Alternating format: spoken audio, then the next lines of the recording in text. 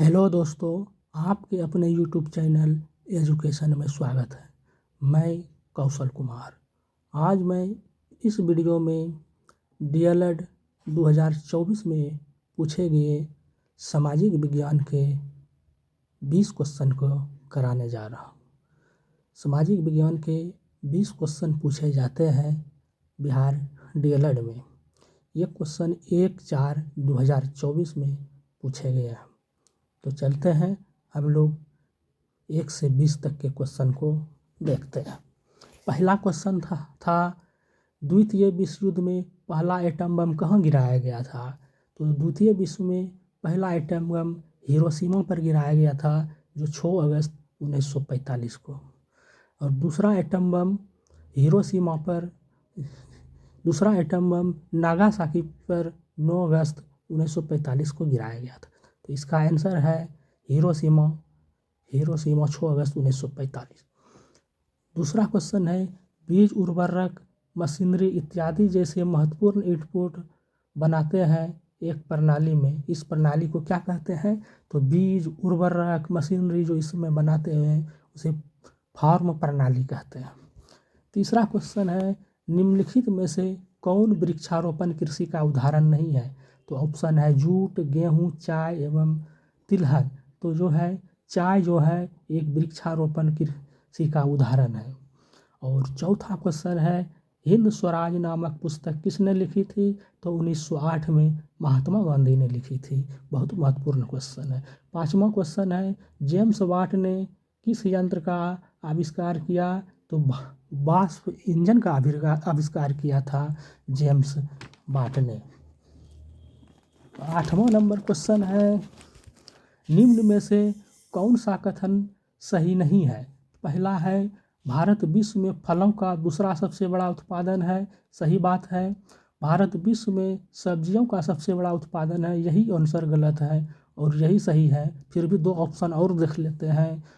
फलों, सब्जियों और मसालों के उत्पादन को बागवानी कहते हैं। ये भी सही है। और चौथा ऑप्शन है उत्तर प्रदेश भारत में गेहूं का सबसे बड़ा उत्पादन है।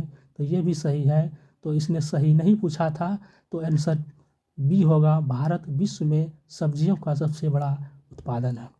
9 नंबर क्वेश्चन है बालाघाट खानों में निम्न में से किस खनिज का खनन किया जाता है। तो magnesium A number, B aluminium, C copper, D चूना पत्थर। तो आंसर सी सही था, कॉपर। 10वां क्वेश्चन और बहुत महत्वपूर्ण क्वेश्चन बिहार में कितने प्रतिशत भौगोलिक वन का फैलाव है। तो 7% भौगोलिक वन का फैलाव है। और 11 नंबर क्वेश्चन है भारत के किस राज्य में सौर के विकास की सर्वाधिक संभावना है। तो राजस्थान में सर्वाधिक संभावना है। 12 नंबर देश कितने विशेष आर्थिक क्षेत्र विकसित हैं। तो इसका आंसर है 15%। 13 नंबर क्वेश्चन है काली मिट्टी का दूसरा नाम क्या है।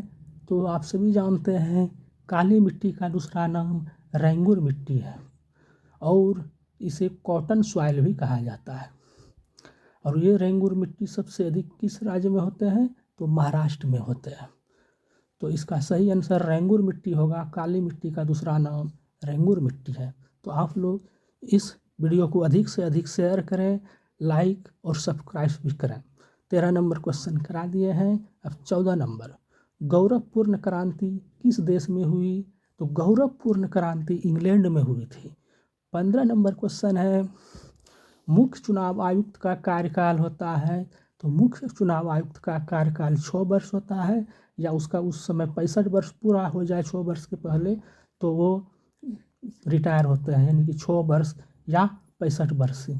तो 16वां नंबर क्वेश्चन है लोकसभा में बहुमत दल के नेता कौन होता है। तो लोकसभा में बहुमत दल का नेता प्रधानमंत्री होता है। जब हम लैंगिक विकास की बात करते हैं तब हमारा अभिप्राय क्या होता है। अगर हम लैंगिक विकास का जो है बात करते हैं तो समाज में स्त्री और पुरुष की दी गई वो समान भूमिकाएं बता रहे हैं। और 18 नंबर क्वेश्चन है सूचना के अधिकार के आंदोलन की शुरुआत किस राज्य से हुई? यानी कि सूचना के अधिकार RTI का शुरुआत जो है राजस्थान से हुई थी। 19 नंबर क्वेश्चन है, लोकतंत्र की सफलता की एक आवश्यक शर्त क्या है? तो लोकतंत्र की सफलता का जो आवश्यक शर्त है, इसमें 4 ऑप्शन दिया गया है। शिक्षा का अभाव, अगर शिक्षा का अभाव होगा तो सफल नहीं होगा। बेरोजगारी बी नंबर, ये भी होगा तो सफल नहीं होगा। सी नंबर, लोकतंत्र में आस्था, और सही आंसर यही है। लोकतंत्र में आस्था, आस्था मतलब विश्वास, अगर लोकतंत्र में आस्था है तब ही जो है लोकतंत्र की सफलता होगी। और डी नंबर ऑप्शन है मतदान का दुरुपयोग, मतदान का भी अगर दुरुपयोग होगा तो लोकतंत्र सफल नहीं होगा। इसलिए इसका आंसर सी है, लोकतंत्र में आस्था। और लास्ट एवं अंतिम क्वेश्चन है, किस वर्ष रूसी क्रांति ने आर्थिक लोकतंत्र को मजबूती प्रदान की? तो रूसी क्रांति ने आर्थिक लोकतंत्र की मजबूती जो है 1917 में प्रदान की थी। इस वीडियो में आज इतना ही। धन्यवाद।